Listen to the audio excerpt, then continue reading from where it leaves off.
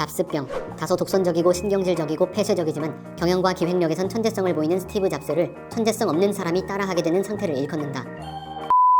자유로운 조직 문화 속에서 자신의 역량을 마음껏 펼치기 위해 스타트업으로 이직하는 이들이 있는데요. 하지만 실제로는 회사와의 이해관계에서 갈등을 겪는 사례가 적지 않은 것 같습니다. 복지와 처우도 좋지 않은데 업무 강도는 높고 비효율적이고 자율성은 생각보다 낮은 수준인 거죠. 하지만 이런 상황이라면 회사를 이끌어가는 창업자도 힘들기는 마찬가지입니다. 생존 자체가 성과로 꼽히는 스타트업 시장에서 꾸준히 성장해야 한다는 압박감에 마음은 급한데 직원이 따라와 주지 않는다면, 그럼에도 최선안을 제시하며 직원들을 다독이지만 핑곗거리를 펼쳐놓으며 자신의 권리만 주장한다면, 그러다가 직원이 핵심 정보를 가지고 경쟁사로 이직이라도 하면 사람은 믿는 게 아니라는 말을 떠올리게 되죠. 대체 무엇이 문제일까요? 언론과 대중문화에서는 스타트업을 이상적으로 묘사하려는 경향이 있는 것 같습니다. 자유, 평등, 탈권위, 투명, 상호 보완 등의 단어로 말이죠.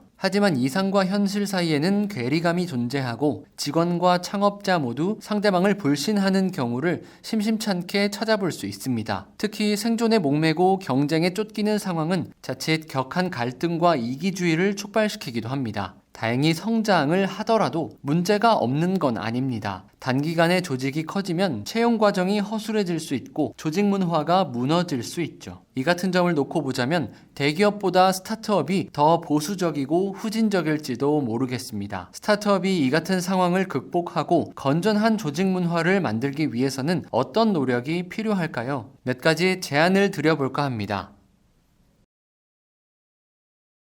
첫 번째, 회사 방향에 대한 공감대가 있어야 합니다. 창업자가 왜 회사를 만들었고 어떻게 회사를 끌고 갈 것인지 합의와 동의가 있어야 한다는 말인데요. 이건 조직 문화의 뼈대입니다. 조직원 모두가 공감하기 위해선 충분한 커뮤니케이션이 반드시 필요합니다.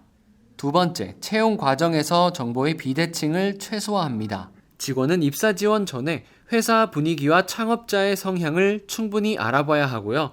회사 또한 채용을 확정하기 전에 직원의 직능과 성향을 충분히 확인해야 합니다. 세 번째, 근로계약은 법과 원칙에 따라 이루어져야 합니다. 열정페이 주고 야근과 과업을 강요하는 시대는 끝났다고 봅니다. 반드시 많은 연봉을 보장하진 않더라도 급여 체계와 업무 환경 모두 법과 원칙에 따라 정해져야 하며, 그렇게 할 자신이 없는 회사라면 애초에 고용을 하지 않는 게 맞습니다. 네 번째, 서로의 입장을 이해하고자 노력합니다. 보통의 창업자라면 뒤에선 성과 압박에 쫓기고 앞은 불투명한 경우가 많습니다. 동시에 대부분의 직원은 좀 더 여유롭고 안정된 업무 환경을 바라죠. 상대방의 입장을 생각해보자 라는 말, 조금은 진부한 얘기지만 꼭 필요한 상황이 있는 것 같습니다. 다섯 번째, 직원의 성장과 회사의 성장을 일치시킵니다. 회사가 직원의 능력과 급여를 올려주고 직원이 회사의 매출과 이익을 높여준다면 둘은 오래 갈 수 있습니다. 회사가 직원의 성장을 따라가지 못하거나 직원이 회사의 성장을 따라가지 못한다면 둘은 헤어질 수밖에 없겠죠. 여섯 번째, 업무는 위임과 성과주의에 근거합니다. 구글이나 넷플릭스 등 혁신 기업들의 조직 문화는 관료제를 지향하는 경우가 많은데요. 이건 괜히 멋있어서 그러는 게 아닙니다. 관료적 조직 문화가 갖는 단점이 치명적일 수 있기 때문이죠. 특히 최근 시장 변화 주기가 빨라지고 개인 간 능력 차이가 벌어지면서 업무와 위임의 중요성이 커지고 있습니다. 나중에 책임을 묻더라도 참견은 하지 말아야겠죠. 일곱 번째, 명확한 의사결정 구조를 갖습니다. 토론과 논의는 자유롭게 이루어지더라도 판단을 내리고 결정할 누군가가 있어야 한다. 김범수 카카오 의장이 한 말입니다. 비록 마음에 들지 않는 결정일지라도 그 결정을 신뢰할 수 있는 태도 역시 필요한 것 같습니다. 여덟 번째, 투명한 정보 공유 구조를 갖습니다. 이건 조직원들이 회사가 어떻게 움직이고 있는지 알아야 한다는 의미입니다. 같은 방향을 보기 위해서는 누군가 손가락으로 방향을 알려줘야겠죠. TGIF, 해커톤, 개발자 컨퍼런스 등이 존재하는 이유입니다.